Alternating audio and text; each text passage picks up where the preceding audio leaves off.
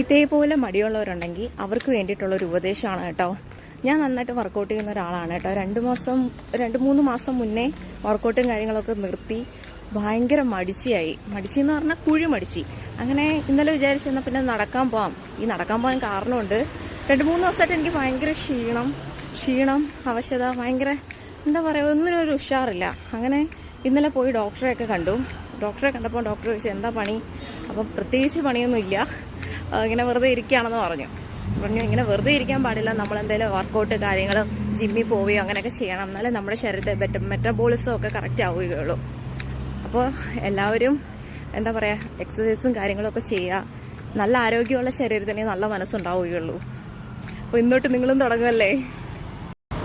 നമ്മൾ നടക്കാൻ വേണ്ടിയിട്ട് അധികം തിരക്കൊന്നും ഇല്ലാത്ത റോഡ് തിരഞ്ഞെടുക്കുന്നതായിരിക്കും നല്ലത് കേട്ടോ. അതാകുമ്പം നമ്മുടെ സുരക്ഷയ്ക്കും നല്ലതാണ് കേട്ടോ. അങ്ങനെ ഞാൻ നടന്ന് വന്നപ്പോഴാണ് നല്ല ഒരു അടിപൊളി ഒരു കോൺവെക്സ് മിറർ കണ്ടത്. ഇത് നല്ല കാര്യമാണ് കേട്ടോ. അപ്പുറം വരുന്ന വാഹനങ്ങൾക്ക് കാണാനും കഴിയും, നമുക്ക് പിന്നെ ഇങ്ങനെ പോകുമ്പോൾ മുഖം നോക്കാനും പറ്റും. നല്ല കാര്യമല്ലേ. അങ്ങനെ വന്നപ്പോഴാണ് അത് മലപ്പുറത്ത് മാത്രം കാണാൻ കഴിയുന്നൊരു പ്രത്യേകതയാണ്. മുതിർന്നവരെന്നില്ലാതെ കൊച്ചുകുട്ടികളായാലും ഇങ്ങനെ ഫുട്ബോളുമായിട്ട് നടക്കുന്ന ഒരു കാഴ്ച. അത് രാവിലെ നിന്നാവട്ടെ രാത്രിയിൽ നിന്നാവട്ടെ, ഇത് ഇവിടുത്തെ ഒരു പ്രത്യേകതയാണ്. പിന്നെന്താ ഈ കണിക്കൊന്ന കണ്ടില്ലേ പൂത്തൊലഞ്ഞ് നിൽക്കുന്നത്. വിഷു ആവാനായില്ലേ, പക്ഷെ ഒരു മഴ പെയ്താൽ തീർന്നു കേട്ടോ. അതെല്ലാ പ്രാവശ്യം ഉള്ളതാണ്, വിഷുവിന് മുന്നേ ഒരു മഴ.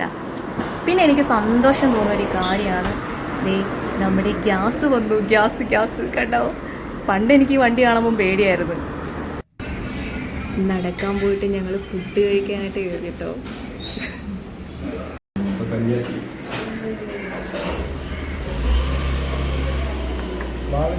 സിലിണ്ടറിന് വില കൂട്ടി നോക്കില്ല. 1300 കിട്ടുന്ന കാർഷിക 3900 അങ്ങനെ പുട്ടും കഴിച്ചിരുന്നപ്പോൾ എൻ്റെ കണ്ണ് നേരെ പോയത് നമ്മുടെ പണ്ടത്തെ മണ്ണെണ്ണ വിളക്ക്.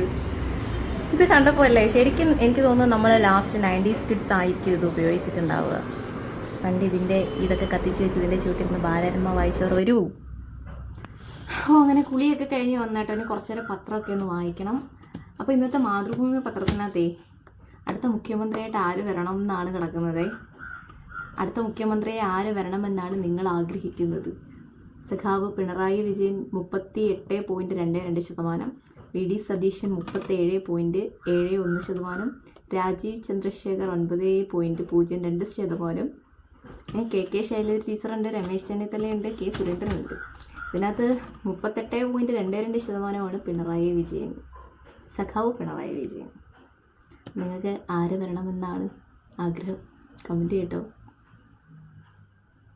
അപ്പം ഇന്നത്തെ വീഡിയോ ഇത്രയേ ഉള്ളൂ. ബായ്, നാളെ കാണാം.